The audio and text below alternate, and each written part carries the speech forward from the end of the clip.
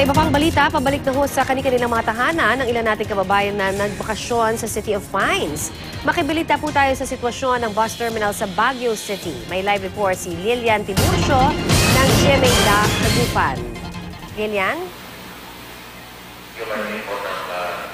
Connie, talaga namang na-enjoy ng ating mga kapuso ang kanilang bakasyon dito sa City of Pines dahil nga sa malamig na klima, syempre dahil na rin sa mga naggagandahang pook pasyalan. Pero ito na nga yung kalawang araw ng 2015 at tapos na nga ang selebrasyon ng bagong taon, kaya naman inaasahan na magsisiuwian na rin ang mga turista.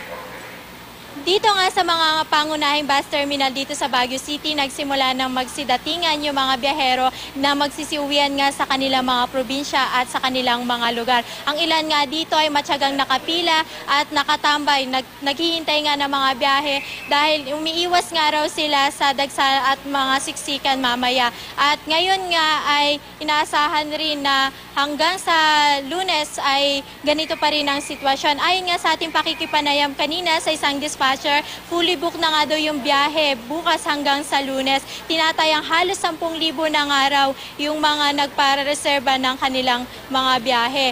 At tiniyak naman ng mga driver ng bus na wala dapat daw ikabahala yung ating mga kapuso na hindi naman magiging maayos naman yung kanilang mga biyahe dahil in-inspection nga ito ng mga otoridad bago nga ang biyahe. Hindi nga pinapayagan yung mga bus kapag may mga sira o hindi nga maayos yung makina o maging yung mga kanilang gulong at ilan pang accessories.